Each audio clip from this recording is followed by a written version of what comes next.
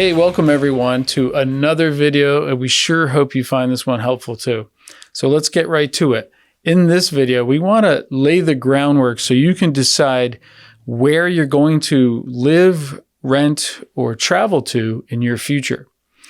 Retirees, they often sell their homes and move to another state, or sometimes keep both locations, becoming Snowbird, which we know what that word stands for.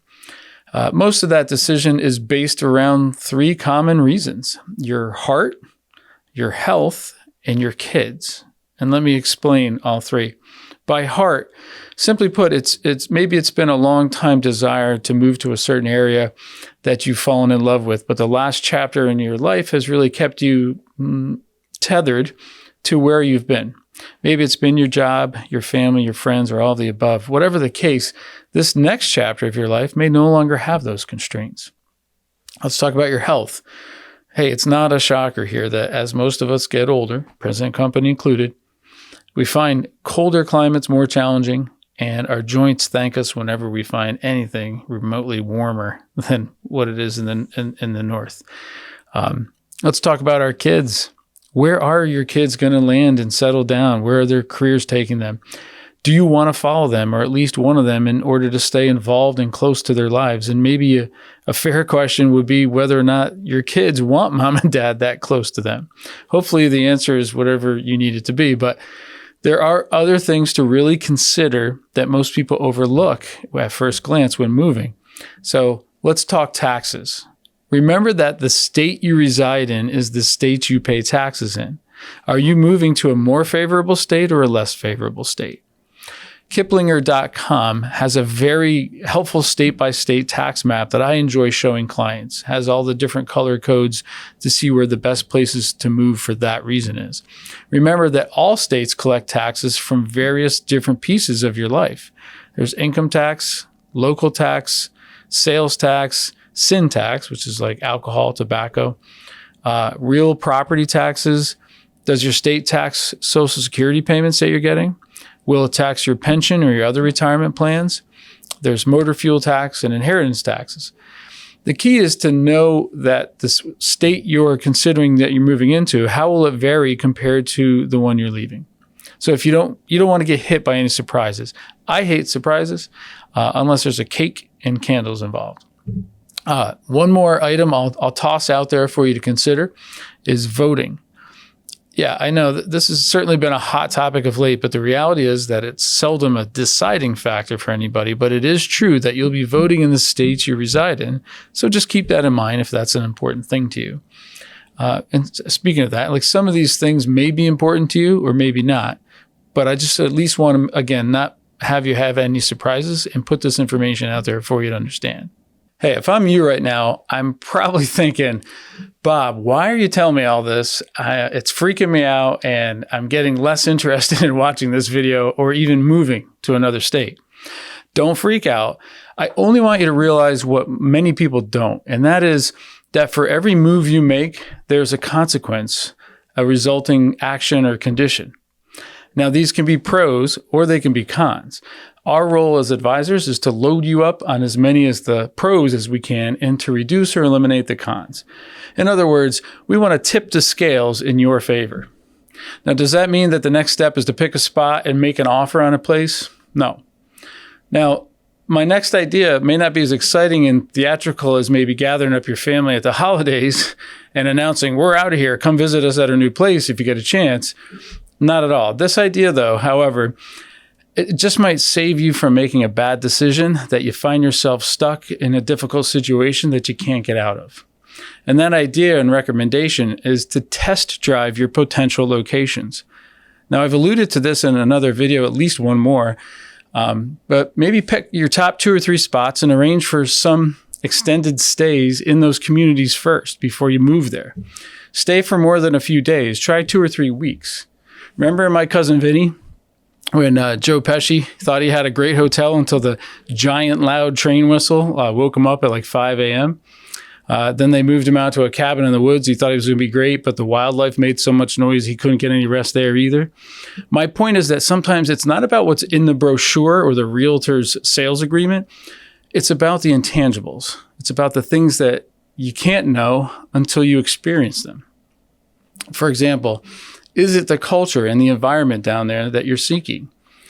How easy is it to get around to the places you'll need to go to regularly, like grocery stores, regular stores, beaches, pools, restaurants, medical facilities? That's very important. Can you meet people and make friends there? How easy or difficult would it be for your family and your friends to come visit you there?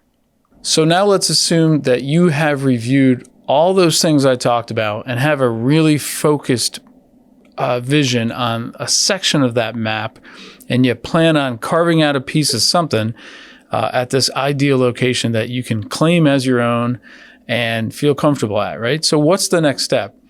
Well, there's a million factors that still go into your own personal decision about this whole process. But let's stick to just the numbers for now, and then you can pile on all that personal stuff on top of the math. I like to suggest you start with how much time you're going to plan on spending at this new location. Is this going to be a complete move from one place to the next, or are we talking Snowbird stuff here, like 2 or 3 months, maybe more than that? If we're talking a complete move from where you are today to another state, then we have a list of things that you really need to consider. But before I list some of those the most important ones, let me give you my spoiler alert, right? It almost always comes down to cash flow. You don't want to sell too many of your assets in order to move into your new home, only to become super tight on your monthly income. Then you find yourself living in your dream location with not enough money to experience all the things that made you choose it in the first place.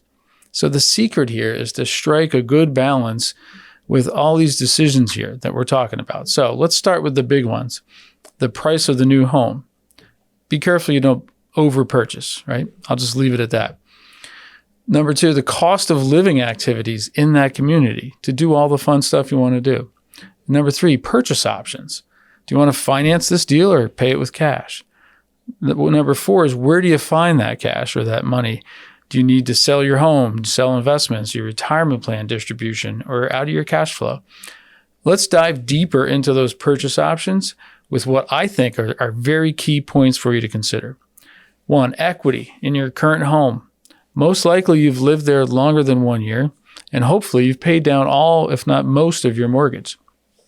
So if that's the case, that's fantastic. That means that your gains on your current home will probably be long-term, and you will likely have most, if not all of them, exempt from tax. So that means more money in your pocket, and you'll have that to pay as a down payment on this new location, or maybe it pays for the whole new home. Another thing to think about is current interest rates. Now, we've seen a ton of movement on home mortgage loans of late, so you really know you have to be careful here, right? Most advisors are fans of some financing if it makes sense. Again, it depends on your other assets and where those monies are invested already. But with an environment where rates are actively moving as they have been, you need to pay attention to the fixed or the variable loans and all the bells and whistles and all the fees that accompany those things. Let's talk about liquidity. An often overlooked item is liquidity. This depends almost solely on where you're moving to. And what I mean by liquidity is whether or not you can get out of that new dream location if something changes.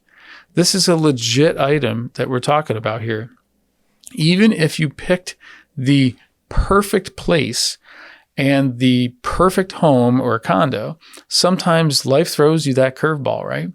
Your spouse passes away, or you physically can't manage that home or that condo on your own, or your children need you closer to them. Whatever may come your way, we can't predict it, but is your new home fairly sellable? Is it marketable? If you needed to move in 3 to 6 months, would you take a huge hit? Or at least would you be able to get what you paid into it back out?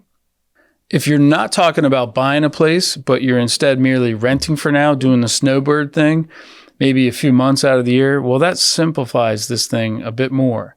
Now you're looking at a pure expense versus an investment. So this is all about cash flow. And I'm actually a fan of this process, especially at the beginning of your retirement, and especially if you didn't have a chance to test drive a few different locations like I talked about earlier. So remember though, if you're doing the Snowbird thing, then this is really almost like an interview process where you're searching for the right fit, and that fit would be the location.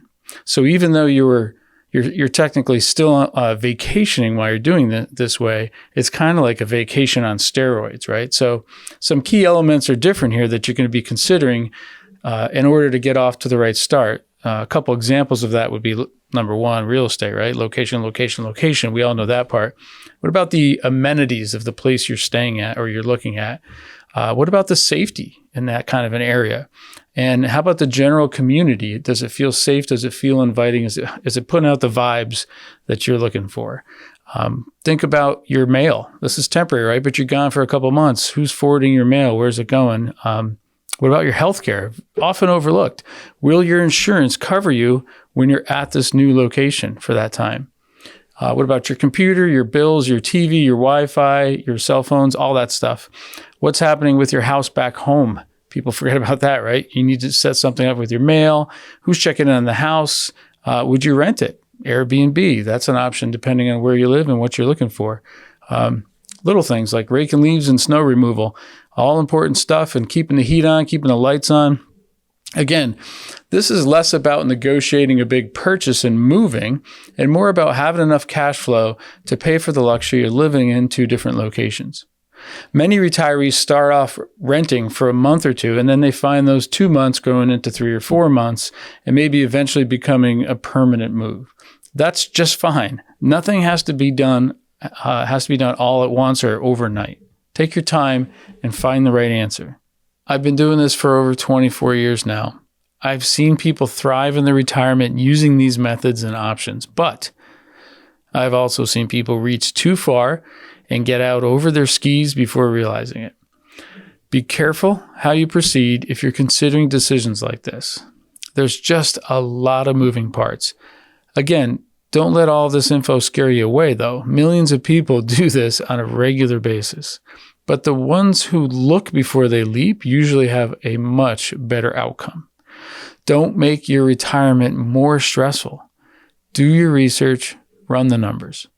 As always, if you'd like to hit that easy button and have one of our Stonehouse advisors do it for you, just contact us today and let us show you. We're pretty good at it. So thank you for listening to this whole video. I hope it was super helpful. And if we can make any part of your life a bit easier, please reach out to us. That's what we do here at Stonehouse.